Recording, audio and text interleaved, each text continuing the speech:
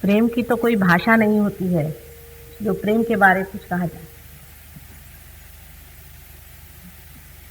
हमारी माँ हमसे जब प्यार करती है तो वो क्या कह सकती है कि उसका प्यार कैसा है। ऐसे ही परमेश्वर ने जब हमें प्यार किया, जब उसने सारी सृष्टि की रचना की है, तब उनके पास भी कोई शब्द नहीं थे कहने के लिए। मनुष्य ही जब अपने निमित्त को, अपने इंस्ट्रूमेंट को पूरा कर लेता है, तभी भाषा का अवलंबन होकर के हम लोग प्रभु की कुछ स्तुति कर सकते हैं। आज के लिए कोई विशेष विषय या सब्जेक्ट इन लोगों ने मुझसे बताया नहीं, क्योंकि 3 दिनों में पूरी बात कहने की है। आज उत्पत्ति पे मैं कुछ कहूँ। मेरा जो कुछ कहना है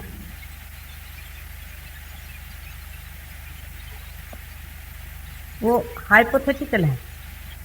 हर एक साइंस में पहले हाइपोथेसिस होता है।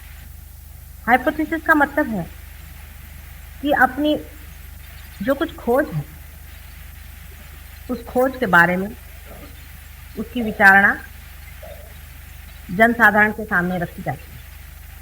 उसके बाद देखा जाता है कि जो कुछ कहा गया है उसमें सत्य कितना है, फैक्ट कितना है, फैक्चुअल कितना है। जिस दिन वो चीज सिद्ध हो जाती है, उसी दिन उसे लोग साइंस के कायदे या लॉ समझते हैं। उसी प्रकार मेरा सारा कहना ही आप लोगों के लिए, अधिकतर लोगों के लिए बिल्कुल हाइपोथेटिकल है, लेकिन उसकी सिद्धता भी हो सकती है और दिखाई जा सकती है। इसके अलावा आदिकाल से अनेक दृष्टों ने जिसको देखा है, जिसे जाना है और किताबों में लिख रखा है, उससे भी उनकी पुष्टि हो सकती है। किंतु जो कुछ भी लिख दिया है उसकी पुष्टि सिर्फ पढ़ने से या किसी को मान लेने से नहीं होती है, किंतु उसका अनुभव स्वयं से ही होना चाहिए। आज सृष्टि की उत्पत्ति की बात मैं आपसे कुछ करना चाहती हूँ। प्रथम का दिवस है और उसका सहज योग से क्या संबंध है वो भी बताना होगा।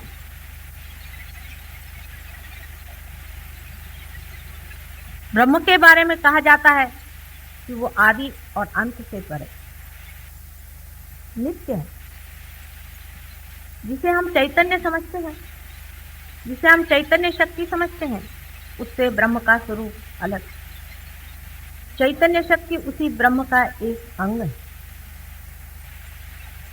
ब्रह्म माने जो कुछ भी है, सब कुछ ब्रह्म ही है। जैसे एक बीज ही सब कुछ पेड़ होता है, जैसे एक ही बीज में से पूरा पेड़ की पेड़ और अनेक अनंत पेड़ निकलते रहते हैं और फिर से वही पेड़ जाकर बीज में खत्म हो जाता है, उसी प्रकार ब्रह्म अनेक प्रकार विकारों में प्रादुर्भावित होता है, मैनिफेस्टेशन होता है, और अंत में फिर वही बीज बन जाता है और फिर बीज से अनेक अनंत विश्व उत्पन्न होते हैं। जैसे कि एक पेड़ का बीज होता है, ऐसे ही ब्रह्म का भी बीज समझ लीजिए, जिसे हम ब्रह्म बीज कहें। हर एक बीज की अपनी सृजन शक्ति होती है। हर एक बीज सृजनात्मक होता है। इसी प्रकार ब्रह्म की जो सृजन शक्ति है, वही ब्रह्म और उनकी ब्रह्म शक्ति के नाम से जाना जाता है।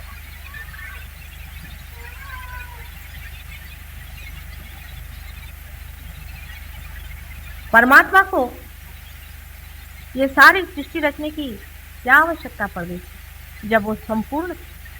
मनुष्य कितना भी संपूर्ण हो जाए, जब तक उसका एक बच्चा नहीं हो जाता, उसे आनंद नहीं आता।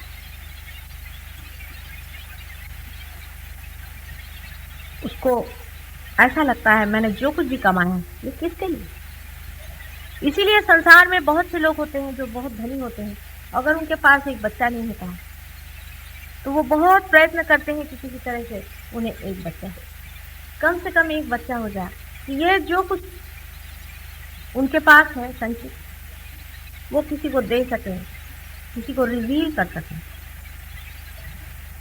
इसी प्रकार परमात्मा को जब प्रेम हुआ, उनके हृदय में जब प्रेम स्पंदित हुआ,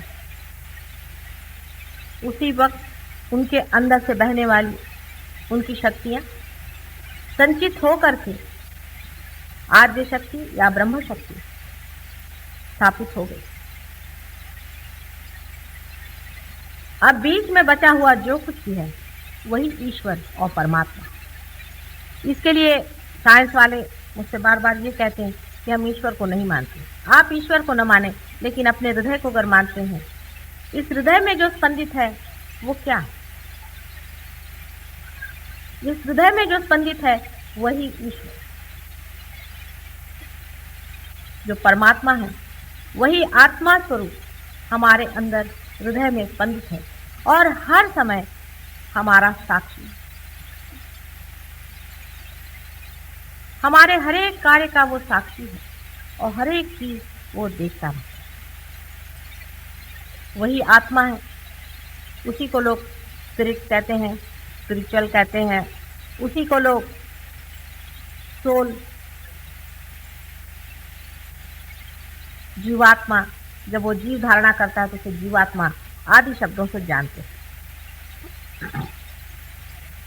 ये जो अपने हृदय में बसा हुआ एक साक्षी स्वरूप परमात्मा है,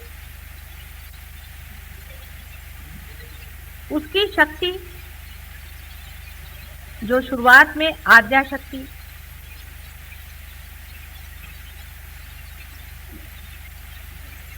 सारे सृष्टि की रचना करने के लिए सुसज्ज होती है,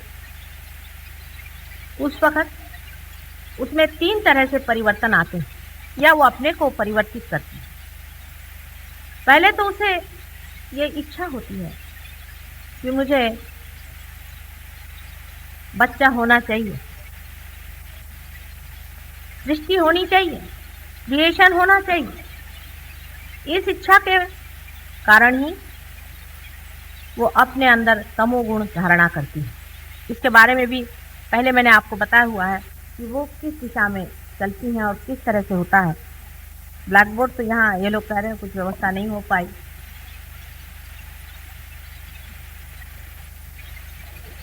पहले जो इच्छा की जाती है, इच्छा करना आवश्यक, उसी से तमोगुण का वलय तैयार होता है।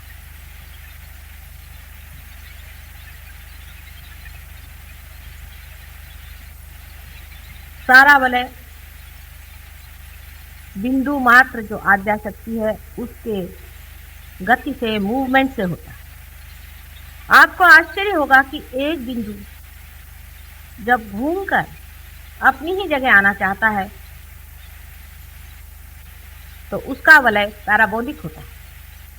आइंस्टीन आजकल कहते हैं कि हर एक चीज की मूवमेंट पैराबोलिक होती है। अपने यहाँ शिव जी के मंदिर में आपने देखा होगा कि शिव शक्ति जो होती है उसका भी वलय पैराबोलिक होता है। आइंस्टीन अब कह रहे हैं कि जो चीज भी घूमती है वो पैराबोलिक घूमती है। उसी हिसाब से ये भी कहना चाहिए कि जो प्यार है वो भी पैराबोलिक घूमता है और द्वेष भी पैराबोलिक घूमता है, माने जहां से जाता है वहीं लौट करके वापस घूम कर आ जाता है। इसी गति को पैराबोलिक कहते हैं।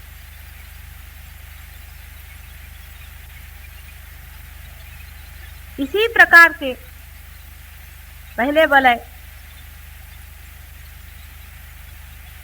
के आकार को हम कह सकते हैं कि जिसने तमोगुण की रचना संसार में की। जैसे एक पंखे में 3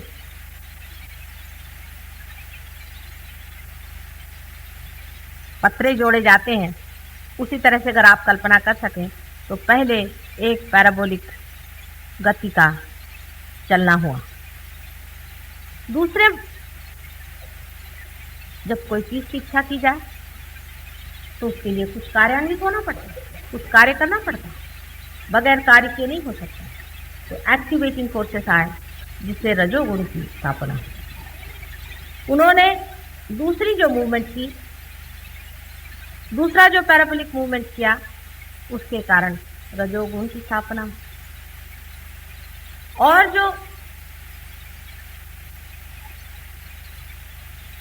एक्टिविटी हुई, जो कार्यान्वित हुई, तो इच्छा ये हुई कि अब अपना प्यार उंडेल दें उस क्रिएशन, अपना प्यार उस सृजन किए हुए अपने बच्चे पर उंडेल दें।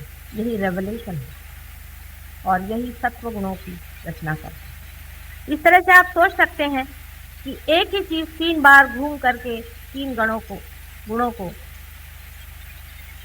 किस तरह से बनाती है और उसके ही अनेकविध परम्यूटेशंस एंड कॉम्बिनेशन, मिलने जोड़ने घटाने से ही बनने वाली ये सारी सृष्टि, और उसमें ही फिर एक पृथ्वी की रचना होती है।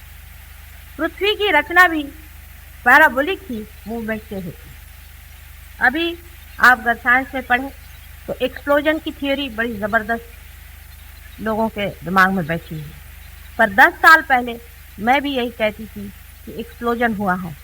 बगैर एक्सप्लोजन के हमारी जो उत्क्रांति आज हुई है ये हो नहीं सकती। इवोल्यूशन की जिस हालत में हम पहुंचे हैं, ये बार बार एक्सप्लोजन हो करके ही हम इस दशा पर आए। लेकिन आज वही बात लोग कहने लग गए हैं कि कोई न कोई ऐसा एक संघ मास इकट्ठा हुआ था जो एकदम से टूट पड़ा और उसके अंदर से सारी ही सूर्यमंडल आदि अनेक मंडल बने। आज साइंस वाले इसी बात को कह रहे हैं। उसी प्रकार जब पृथ्वी बनने के बाद भी दूसरा एक एक्सप्लोजन शुरू हुआ जहां जीवंतता मनुष्य में आई। पहले तो आप जानते हैं सबसे पहले छोटे छोटे एक एक सेल के प्राणी जीवधारी हुए। उसके बाद बढ़ते बढ़ते मनुष्य की दशा में हम लोग आ गए। उस क्रांति के बारे में विशदपूर्वक बताने की ज़रूरत नहीं है, लेकिन वहाँ पर भी अगर आप सोचें, अगर आप विचार करें, नुदुआ नाम का एक बड़ा भारी बायोलॉजिस्ट है, उसने लिखा हुआ है कि मनुष्य जब जड़ से बना है तो आश्चर्य होता है कि इतने थोड़े समय में मनुष्य कैसा बनता है। इसमें कोई चांस नहीं था, यूं ही नहीं बन गया था, लेकिन कोई न कोई इसके पीछे में हाथ था, कोई न कोई कार्य इसे कर रहा था, कोई न कोई इस सृजन को गति दे रहा था, संभाल रहा था और उसका नेतृत्व कर रहा था। आखिर ये शक्ति ऐसी न होती तो अभी तक मनुष्य तो छोड़ो पर कुछ अमीबा भी संसार में नहीं आ सकते थे, जिसे कि लॉ ऑफ चांस साइंस पे माना गया। ये बायोलॉजिस्ट परमात्मा की बात तो करते नहीं है, लेकिन हाँ ये जरूर उन्होंने कहा है कि ऐसी कोई व्यक्ति तो हम समझ नहीं पाते, लेकिन ये जो शक्ति है ये जरूर ऐसी कोई न कोई शक्ति है जिसने ये सृष्टि की रचना की हुई। इतना भी उनका कहना बहुत। अब जब मनुष्य खड़ा हो गया और सृष्टि की ओर उसने नजर की तो वो अपने को भी जानवर से अलग पाता है। हम लोग ये सोच नहीं पाते कि हम जानवर से कितने अलग हैं। हम ये समझ ही नहीं पाते हैं कि हम में और उनमें महदंतर है। और जब हम ये भी सोचते हैं कि हम उन्हीं से इवॉल्व हुए तो आश्चर्य होता है कि हम इनसे इवॉल्व कैसे हो सकते। कोई आश्चर्य की बात नहीं है। अगर आप ये सोचें कि हम लोग वायुयान से कभी भी चंद्रमा पर नहीं पहुंच सकते। एक 25-30 साल पहले तो हम लोग सोच भी नहीं सकते थे कि हम चंद्रमा की ओर जाएं। कोई ऐसी बात सोचता तो लोग हंसते कि क्या बेवकूफ़ी की बात करें, ऐसा हो ही नहीं सकता, असंभव की बात समझी जाती थी। आज मनुष्य जो चंद्रमा पर भी पहुंच गया है वो भी एक्सप्लोजन की ही थियरी पर पहुंचा। आपने देखा होगा कि जो स्पेसक्राफ्ट आकाश में छोड़े जाते हैं उनमें 4 तरह के एक्सप्लोजन्स लगाए जाते हैं। पहले एक्सप्लोजन से वो कुछ हद तक चले जाते हैं, समझ लीजिए उनकी गति अगर 10,000 मील होती हो तो दूसरे एक्सप्लोजन से उसके 10 गुना उसकी गति कर देते हैं, तीसरे एक्सप्लोजन से उसकी 10 गुना गति हो जाती है और चौथे एक्सप्लोजन से फिर 10 गुना हो जाती है।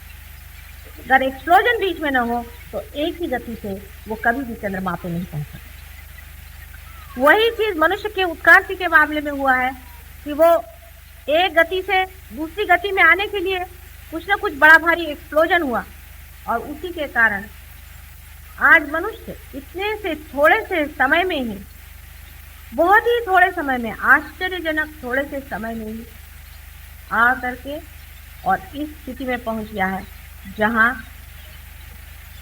वो बहुत कुछ समझ सकता है और बहुत कुछ जान सकता है, लेकिन अब भी उसे बहुत जानने का, बहुत कुछ उसे जानने का। हमारे हृदय में, मैंने आपसे पहले ही कहा था कि हमारे हृदय में जो स्पंदन हो रहा है ये कौन सी शक्ति के मारे हो रहा है, ये अगर आप डॉक्टर से पूछें, बड़े पढ़े लिखे डॉक्टर से पूछें तो आपको इसका उत्तर सिर्फ एक ही देंगे कि इसकी एक संस्था है जिसको हम स्वयंचालित संस्था ऑटोनॉमस नर्वस सिस्टम कहते हैं। इससे अलावा आगे नहीं जा सकते। मनुष्य इससे आगे नहीं जा पा रहा है, सिर्फ इतना ही कहता है इसका ये नाम।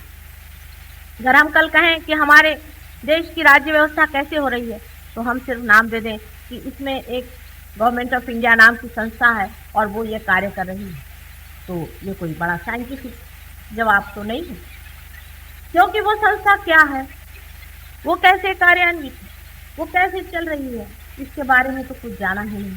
फिर आपने सिर्फ नाम देने से सबका तो मुंह ही बंद कर दिया। सिर्फ नाम देने के लिए ही तो सारे साइंस की उत्पत्ति नहीं हुई है, किंतु ये बताने के लिए कि ये शक्ति, ये सृष्टि, ये सृजन, ये सब क्यों, कहाँ, कैसे है। लेकिन साइंस वहां तक शायद कभी पहुंच पाए या न पहुंच पाए। आप लोग पहुंच सकते हैं। साइंस की दृष्टि अत्यंत एनालिटिकल है, ये केंद्रीकरण है। यानी आप जानते हैं कि एक हाथ के लिए एक डॉक्टर होता है, दूसरे हाथ के लिए दूसरा डॉक्टर होता है। संपूर्ण समग्र ज्ञान साइंस से आना बहुत है। जैसे कि एक पेड़ में बहुत से फूल खिले हुए हैं और हर एक फूल को देख रहा है और उसके बारे में जांच पड़ताल कर रहा है, और कोई कह रहा है कि इसका रंग पीला होता है, कोई कह रहा है नीला होता है, लेकिन कोई अगर उस चैतन्य में या उस रस में जिससे कि सारी ही सृष्टि उस पेड़ की हुई है उतर सके तो वो बता सकता है। जबकि वो स्रोत पे पहुंच जाए, सोर्स पे पहुंच जाए, तो वो बता सकता है इसकी सृष्टि कैसी, ये अलग अलग फूल क्यों हैं, इनके अलग अलग रंग क्यों हैं, ये पत्तियां अलग अलग क्यों हैं, क्योंकि आपने उसका जड़ पकड़ा।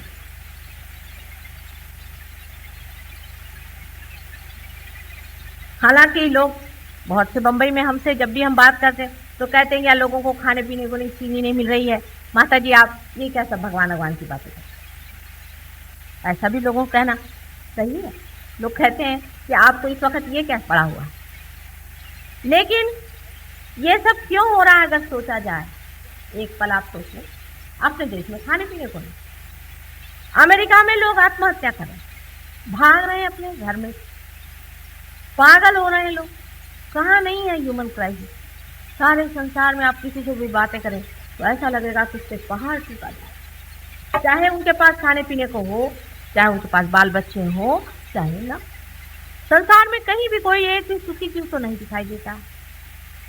अगर यही बात है कि सिर्फ खाने पीने ही से आप सुखी होने वाले हैं तो जो लोग अत्यंत सुखी इस मामले में हैं वो भी मुझे कभी भी सुखी नहीं दिखाई।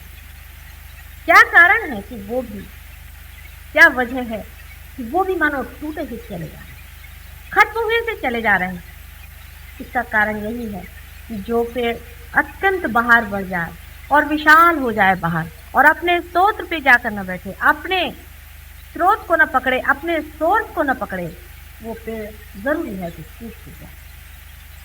जहां से हमें सारी शक्तियां मिल रही हैं, जहां से हम शक्ति पा करके और शक्तिशाली हो सकते हैं, उसी की अगर हम खोजने लगाएं तो जरूरी है कि हम एक एक व्यक्ति टूटेगा, एक एक देश टूटेगा, एक एक संसार का कण कण टूट जाएगा, क्योंकि जो इंटीग्रेटिंग, जो बांधने वाली, जो सृजन करने वाली, जो शक्ति देने वाली, एनर्जी गिविंग वाइटैलिटी, जो स्वयं चैतन्य है, उसका जब तक हम लोग पता नहीं लगाएंगे तब तक हम चैतन्य रहित हो जाएंगे, मृत हो जाएंगे, सारे संसार का संहार हो जाएगा। इसलिए अब आप समझ सकते हैं कि कितना आवश्यक है कि उस चीज का हम पता लगे, उस शक्ति का हम पता चला जो हमारे हृदय में धक धक धक धक चल रही, और हमारे ऊपर में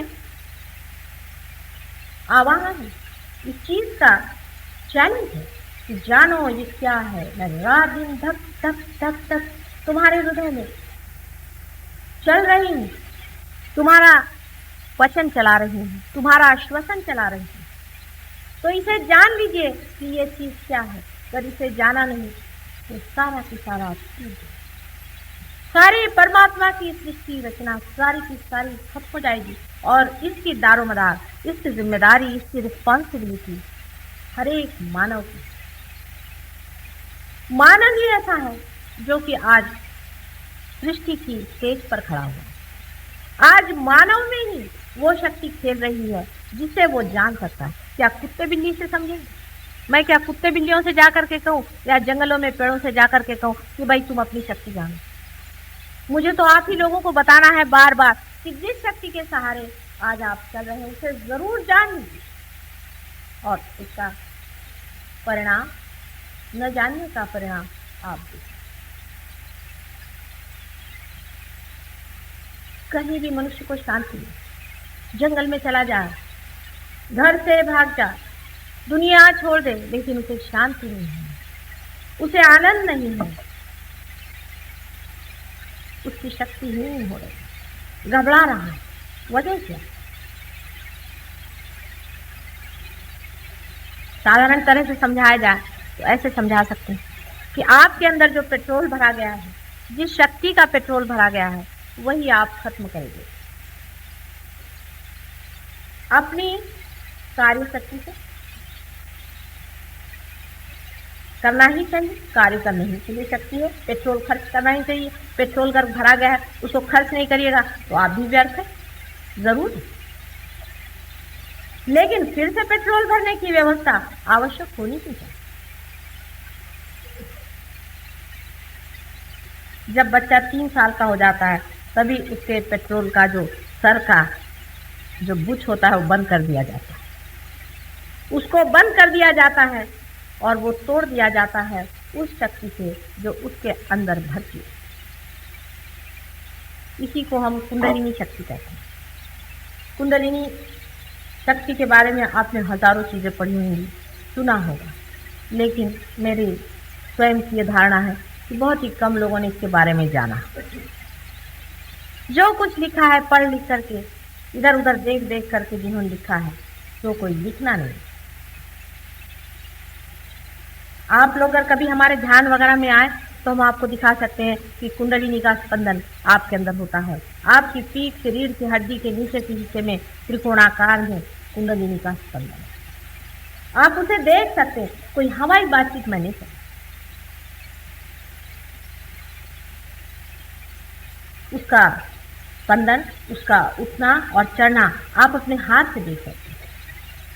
हमारे यहाँ भी बहुत से डॉक्टर्स पार हो गए हैं, साइकोलॉजिस्ट पार हो गए हैं, जिनको हम कहते हैं पार हो गए, मैं जिन्होंने इस शक्ति का कुछ अंदाज दिया। ये लोग इस बात को मानते, लेकिन उनकी बात कौन सुनता है, मेरी बात कौन सुनता है? पता नहीं 10 साल बाद, शायद 10 साल बाद अगर अमेरिका की बात आएगी तो हम लोग सुनेंगे। क्योंकि हम विश्वास ही नहीं कर सकते कि ऐसा कोई कर सकता है और एक भी साधारण गृहिणी ऐसा कार्य कैसे कर सकती। वास्तविक बचपन से ही मैं कुंडलिनी देखती थी और इसके बारे में सब कुछ जानती थी, लेकिन मैं ये नहीं समझ पाती थी कि मनुष्य का क्या सोचे, मनुष्य ऐसा क्यों है। मनुष्य नाटक देखते देखते ऐसा क्यों सोचता है कि वही शिवाजी महाराज, वो नाटक खेल रहा है, ये क्यों भूला हुआ। छोटे बच्चे हैं, कोई खेल रखते तो खेलते हैं, उसके बाद सब फेंक देते, कोई भी उस खेल से चिपकते। और हम लोग हैं किसी खेल को ऐसा समझते हैं कि वो हमारा ही खेल है। छोटे बच्चे भी मकान बनाते छोड़ देते हैं, उसके बाद कुछ और इकट्ठा लेके उसको छोड़ देते हैं। मेरे ध्यान में बच्चे आते हैं, मुझसे पूछते हैं, माता जी आप डॉक्टर डॉक्टर क्यों खेल रहे हैं। वो सोचते हैं सारा संसार खेल है, फिर बड़े होने पर हम क्यों इसे सोचते हैं कि ये खेल है।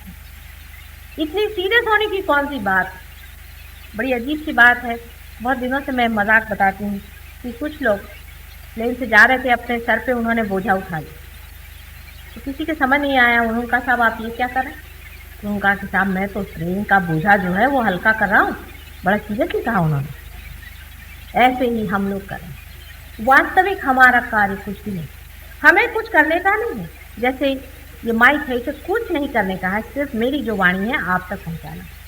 लेकिन अगर ये माइक समझे कि साहब मुझे को बोलने का है तो मुझे तकलीफ होने लग जाती, और अगर ये बोलने लग जाए तो मेरा बोलना खत्म हो। हम कुछ करते नहीं हैं। जैसे ये उंगलियां अगर कभी सोचने लगे इसमें से एक उंगली कि मैं अलग हूं, मुझे कुछ कार्य विशेष करने का, ये उंगली शरीर से ही संबंधित है और उसी शक्ति पर चल रही है जिससे ये शरीर भी चला।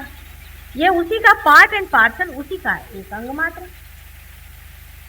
अब ये कहना कि ये जो उंगली है ये अलग से ही कुछ हो गई है, हो सकता है ये उंगली बधिर हो गई, ऐसा सोच रही है। हो सकता है कि हम भी किसी कारण बधिर हो गए हैं या हट गए हैं उस शक्ति से थोड़ी देर के लिए।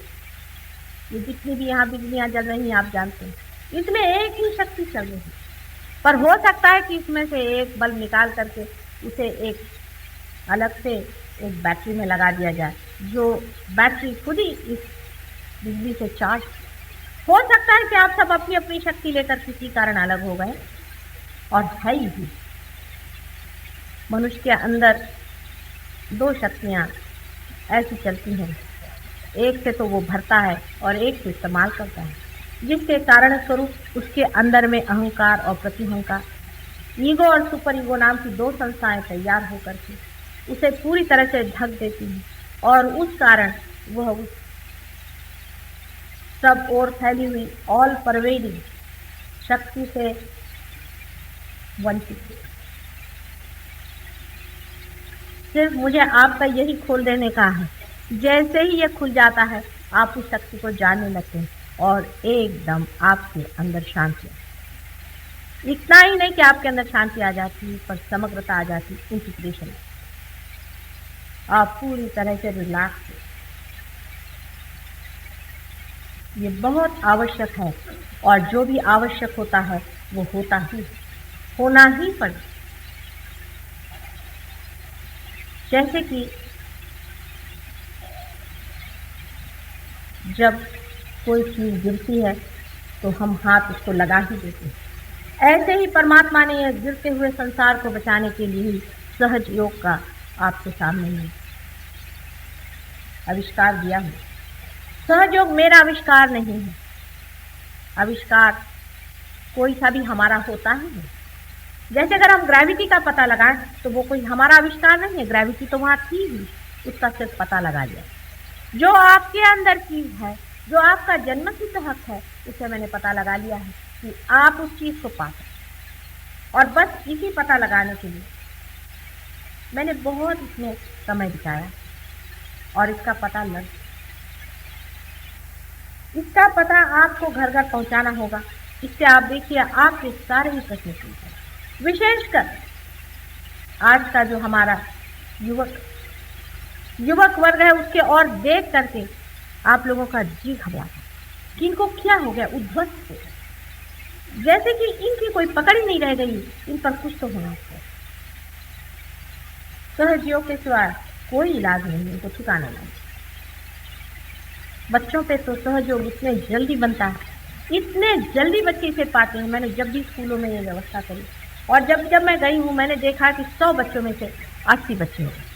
वही स्कूल के बच्चे जब बड़े हो जाते हैं, हाई स्कूल में जाते हैं, उनको ज़रा समय लगता है, उनमें यही संख्या 60-70 आ जाती। पर कॉलेज के बच्चे हिंदुस्तान के पता नहीं किस क्यों से बने हुए हैं। ये बहुत मुश्किल काम, बहुत ही मुश्किल काम है। कुछ कुछ यूनिवर्सिटीज़ में लोगों ने मुझे इनवाइट किया तो उनके वाइस चांसलर आकर कहले, माता जी आप मेहरबानी करिए, हम लोग की नाक कट जाए, ये बच्चे बिल्कुल बंदर जैसे, आपको नोट खाए।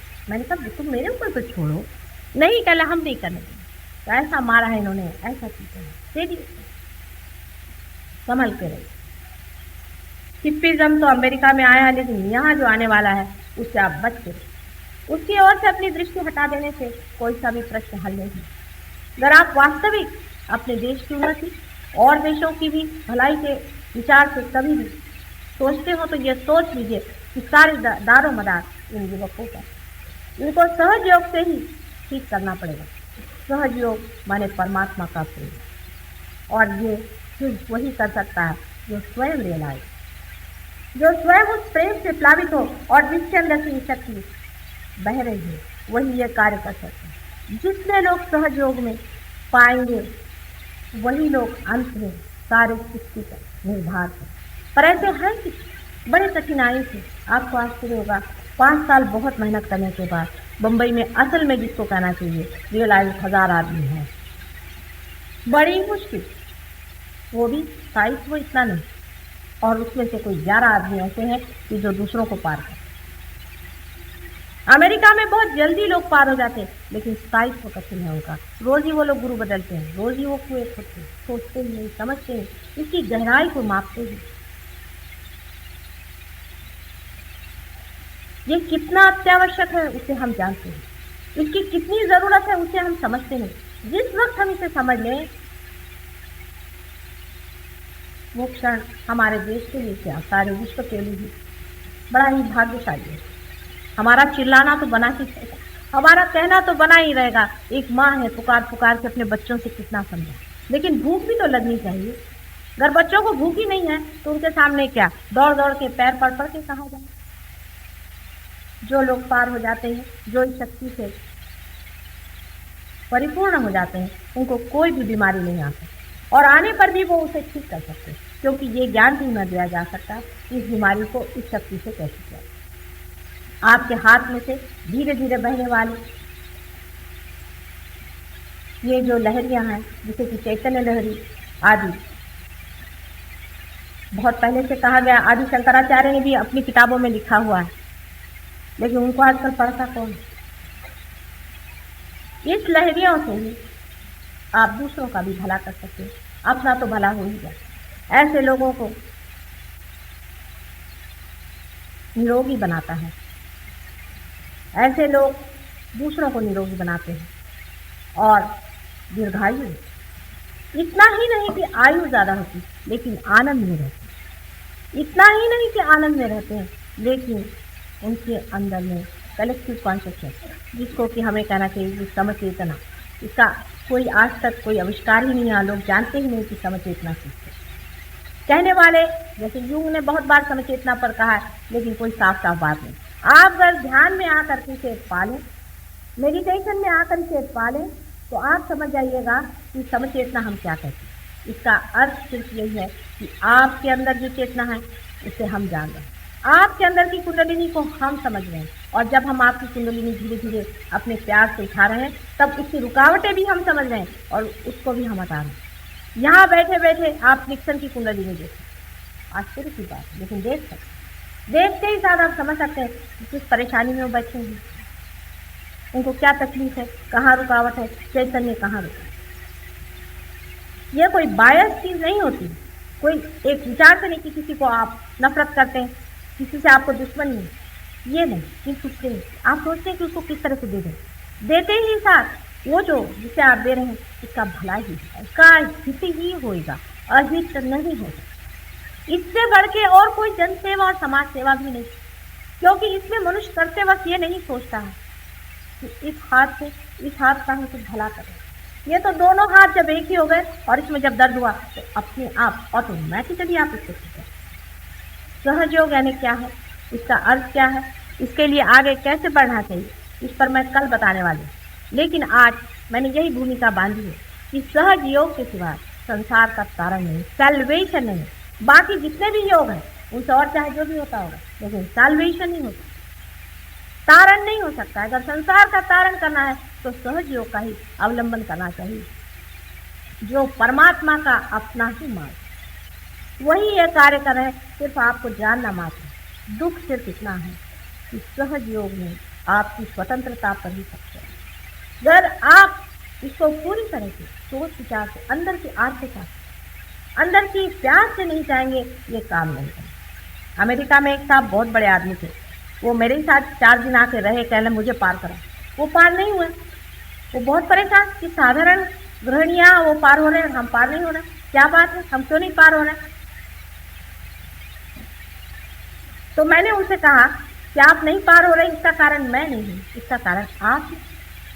मैं तो प्रयत्नशील हूँ कि इसको पार करूँ, उनको पार करूँ, लेकिन इसका कारण मैं नहीं हूँ कि आप पार नहीं हो। वो पूछने लगे कि फिर कारण क्या। मैंने कहा कारण ये है कि अंदर से वो प्यार जगा, वो आर्तता जगी नहीं जो अपने प्रति भी होनी चाहिए। जिस दिन वो प्यार जग जाएगा तो स्वयं ही पार हो जाएगा। दूसरे दिन सवेरे 4 बजे नहा करके वो बैठते और पट के पार हो। ये हो जाता है, जिसमें में बहुत ही अद्भुत, लेकिन है ही अद्भुत, लेकिन बहुत कुछ अद्भुत संसार में होता है। उसी तरह से ये भी कुछ घटित होना है तो उसे स्वीकार कर, उसको अपनाना, उसके बारे में शंका कुशंका करने से उनकी कार्य। आज उत्पत्ति से लेके मनुष्य तक पहुंचा दिया है आप लोगों को, और मनुष्य से मनुष्य को आगे कहाँ जाना है उस और भी इशारा। लेकिन हमारे इशारे करने से भी और कहने से भी कार्य नहीं हुआ। आपके अंदर ये मांग है या नहीं, आप इसे चाहते हैं या नहीं, आप अपनी शांति को पूरी हृदय से चाहते हैं या अभी भी कहीं जड़ता में ही फंसे। इस पर बहुत कुछ निर्भर है। कल सहयोग माने क्या, सहयोग से कैसे प्राप्ति होती है, आदि विषयों पर मैं आपके सामने विस्तार पूर्वक कहूँ। आज सबका विचार ये भी था कि ध्यान करे बगैर तो कुछ माता जी के भाषण में अर्थ नहीं, और सच बात, ध्यान तो होना ही है। जिन लोगों को ध्यान में जाना हो और इसे प्राप्त करना हो वो लोग रुक जाएं, थोड़ी देर में ध्यान भी होगा, और ध्यान के बाद हम देखेंगे कि कितने लोग कुछ पा सकते हैं। कल सवेरे इन लोगों ने ध्यान का 9:30 बजे प्रोग्राम रखा है, वो भी आप लोग अटेंड करें। जो लोग आज पार हो जाएंगे वो भी, और नहीं होंगे वो भी, क्योंकि परमात्मा के लिए थोड़ा समय देना चाहिए। हम तो परमात्मा के लिए समय ही नहीं जोड़ पाते। हमारे पास सारे संसार के लिए, सिनेमा में जाएंगे 3 घंटे बैठेंगे, लेकिन परमात्मा के लिए हम कितने घंटे देते हैं। हाँ, वही टाइम देते हैं जिसमें कि हम कुछ कर रहे हैं, माने या तो पूजा करें या उसको याद करें, उससे कोई फायदा नहीं। पहले आपका कनेक्शन तो लगने दीजिए। आपका कनेक्शन ही लगा नहीं है, बगैर कनेक्शन लगाए हुए आप किसे याद करें और किसी से बुला रहे हैं। आप लोगों में से जो भी ध्यान में जाना चाहें वो थोड़ी देर के लिए रुक जाओ, लेकिन जिनको नहीं जाना हो वो अभी पहले चले जाओ। दूसरों को डिस्टर्ब करना नहीं चाहिए ध्यान के वक्त, क्योंकि जो दूसरे बैठे हैं वो आर्थ हैं, वो परमात्मा के खोजने वाले हैं, उनकी इज्जत करें। और बाद में ध्यान में उसको जाना नहीं होगा। करीबन ध्यान को भी 20-25 मिनट लग जाएंगे, ध्यान में हम देखेंगे। और जिनको जाना हो वो अभी चलेगा। ये रियलाइज लोग कहते जरा मागे बसले तर जास्त फायदा होईल, मध्ये बसू नका। जो लोग रियलाइज हो गए वो पीछे की ओर बैठे।